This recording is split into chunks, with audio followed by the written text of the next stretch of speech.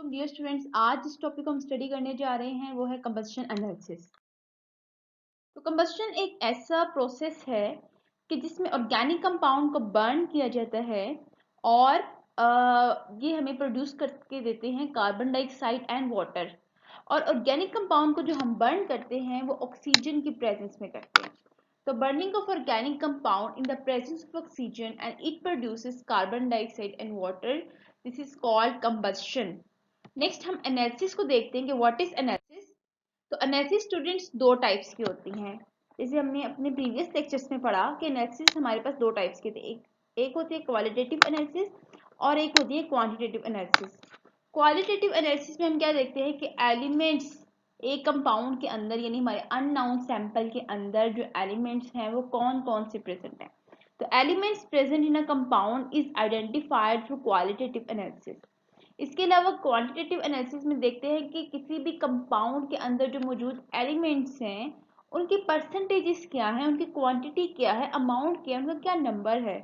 तो that is called quantitative analysis.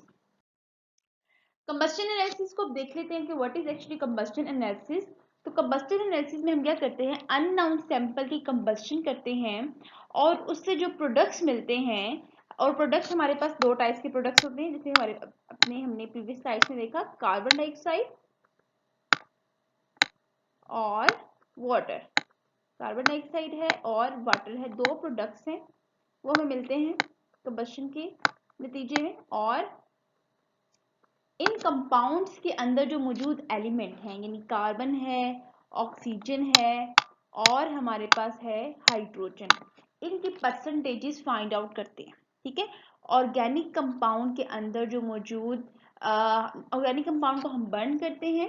ठीक है, और उससे जो हमें प्रोडक्ट्स मिलते हैं that is carbon dioxide and water, इनकी मदद से हम कार्बन की परसेंटेज, हाइड्रोजन की परसेंटेज और ऑक्सीजन की परसेंटेजेस जो है वो फाइंड आउट करते हैं।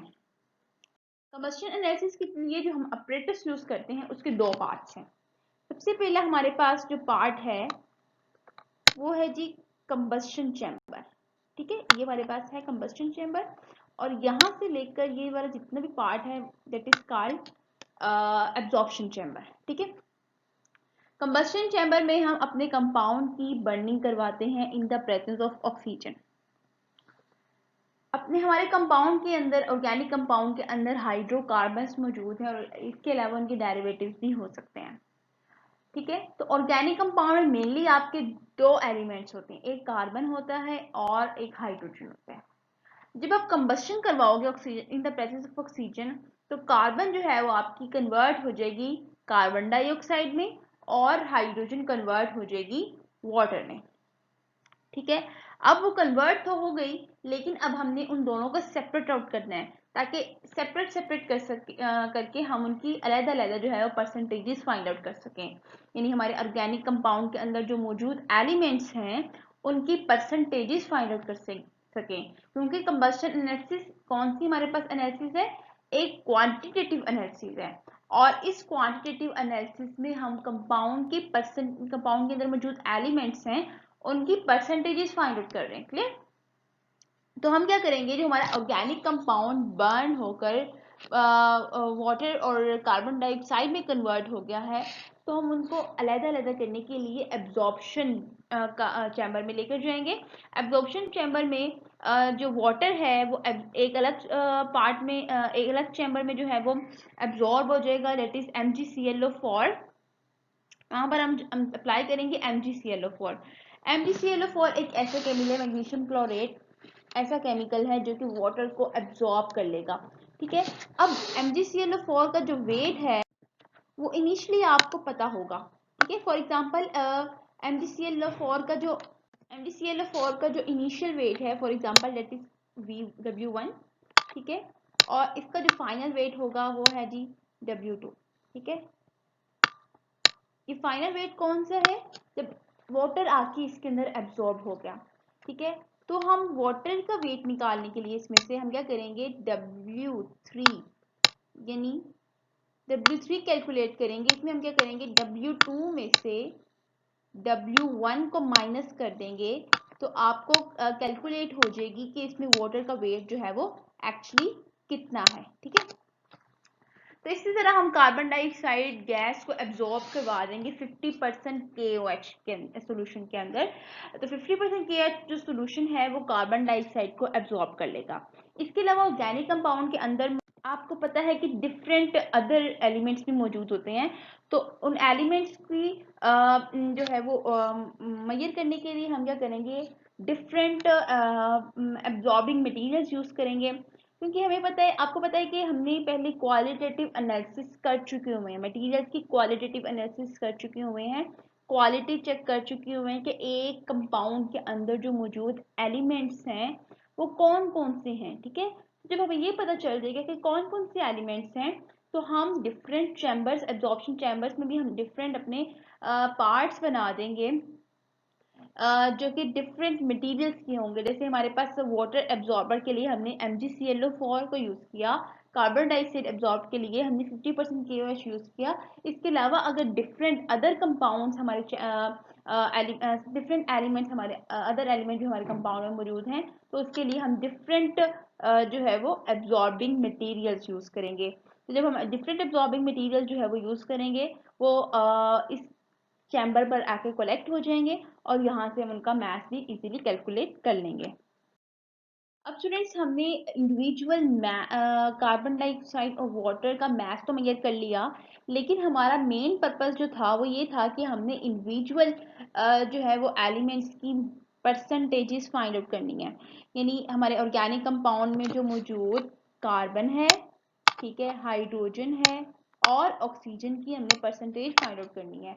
ये मेन 3 एलिमेंट्स हैं जिनके हम percentage with the help of combustion analysis कर सकते हैं।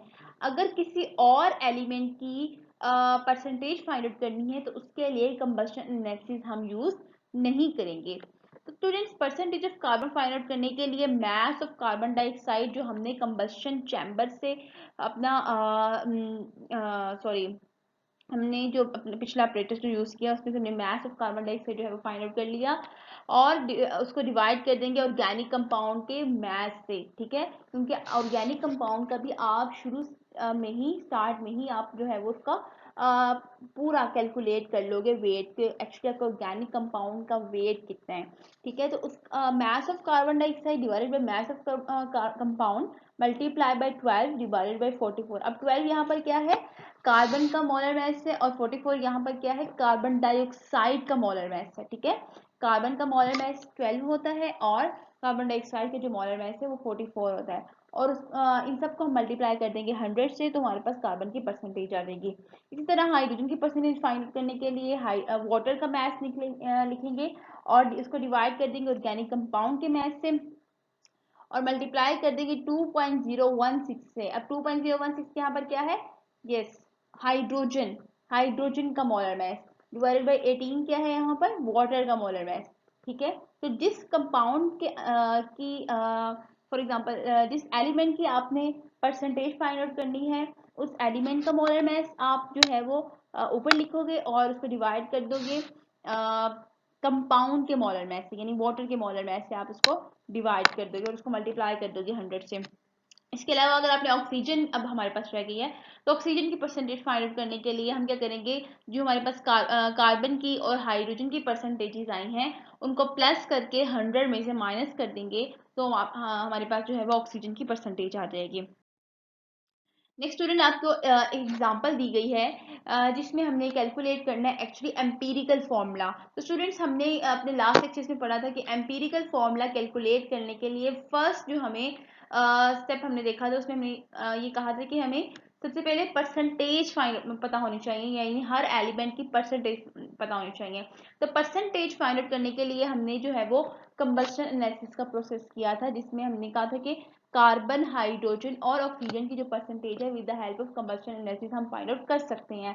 तो कार्बन, हाइड्रोजन और ऑक्सीजन की परसेंटेज जो है वो कंबस्शन एनालिसिस के जरिए आप फाइंड आउट कर लोगे। उसके बाद वही स्टेप्स आप करोगे जो कि आपने पहले किए थे एम्पिरिकल फॉर्मूला फाइंड आउट करने के लिए, यानी बाद में उसके number of gram atoms find out करेंगे, next atomic ratio find out करेंगे, उसके बाद एम्पिरिकल फॉर्मूला कैलकुलेट कर लोगे। तो यहाँ पर जो एग्जांपल है उसको हम रीड आउट कर लेते हैं। A sample of liquid consisting of carbon, hydrogen and oxygen was subjected to combustion analysis. कि आपके पास एक सैंपल है जिसके अंदर कार्बन, हाइड्रोजन एंड ऑक्सीजन मौजूद है, यानी उस सैंपल की आपने पहले से क्वालिटेटिव एनालिसिस कर चुके हुए हैं।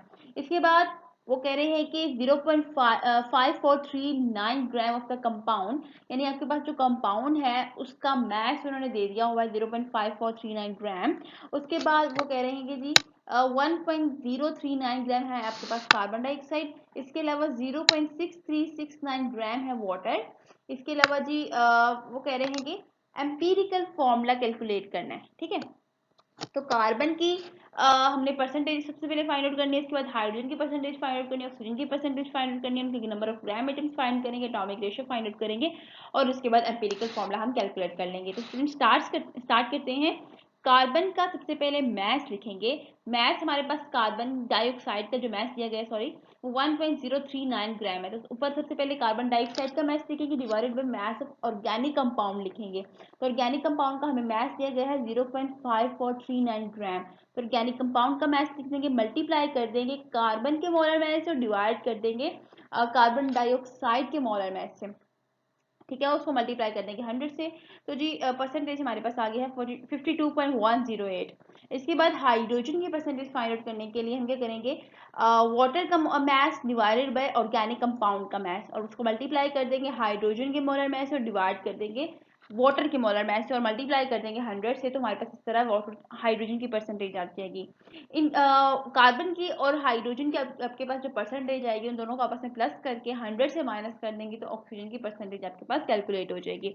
अब आपके पास कार्बन की जो परसेंटेज है वो है 52.108, हाइड्रोजन की 13.11 और ऑक्सीजन की 34.77, ठीक है। अब उनके number of gram atoms find out करने हैं। नंबर ऑफ ग्राम एटम क्या होता है जी, परसेंटेज को डिवाइड कर देते हैं एलिमेंट के मोलर मैस से, यानी हमने कार्बन के number of malls find out करने हैं तो उसके लिए हम परसेंटेज 52.108 को डिवाइड कर देंगे कार्बन के मोलर मैस से, तो हमारे पास नंबर ऑफ ग्राम एटम्स या मोल्स आ जाएंगे, ठीक है। इसके अलावा हाइड्रोजन की परसेंटेज जो है वो sorry number of gram atoms find out करने के लिए हम ऊपर हाइड्रोजन की परसेंटेज लिखेंगे और डिवाइड कर देंगे हाइड्रोजन के मोलर मैस से और हमारे पास आ जाएगा जी इसकी नंबर ऑफ ग्राम एटम्स या नंबर ऑफ मॉल्स। इसी तरह ऑक्सीजन की निकालने के लिए 34.77 को डिवाइड कर देंगे ऑक्सीजन के मोलर मैस से और हमारे पास नंबर ऑफ ग्राम एटम्स आ जाएंगे ऑक्सीजन के भी, ठीक है। अब स्टूडेंट्स हम क्या करेंगे, सबसे हम देखेंगे सबसे कम नंबर ऑफ एटम्स किस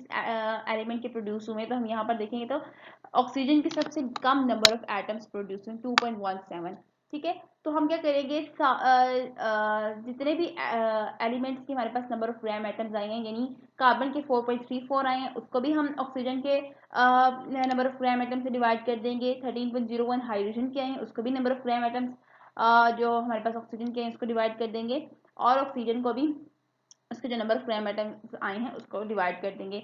यानी जिस एलिमेंट के आपके सबसे कम नंबर ऑफ ग्राम एटम्स आए हैं उस एलिमेंट के नंबर ऑफ ग्राम एटम्स को हम डिवाइड कर देंगे सब एटम्स के नंबर ऑफ ग्राम एटम्स से, ठीक है। तो कार्बन को डिवाइड किया तो हमारे पास आया 2, हाइड्रोजन के नंबर ऑफ ग्राम एटम्स को डिवाइड किया ऑक्सीजन के नंबर ऑफ ग्राम एटम्स, तो आपके पास आंसर जो आया है वो है जी 6 और ऑक्सीजन की नंबर ऑफ ग्राम एटम्स को उसी के नंबर ऑफ ग्राम एटम्स से डिवाइड किया तो ऑब्वियसली हमारे पास आंसर जो आया है वो 1 है, ठीक है। इस तरह कार्बन के आपके पास जो है वो 2 एटम्स आ रहे हैं, हाइड्रोजन के आपके पास 6 एटम्स आ रहे हैं, ऑक्सीजन के आपके पास 1 एटम आ रहे हैं। तो आपके पास जो एम्पिरिकल फॉर्मूला बन गया वो है C2A6O। आई होप स्टूडेंट्स कि आपको कंबशन एनालिसिस का टॉपिक जो है वो क्लियर हो गया होगा। अगर आपको कोई भी क्वेश्चन हो या आपको कोई भी बात समझ ना आई हो, you can easily ask me in the comment box. Thank you, Allah Hafiz.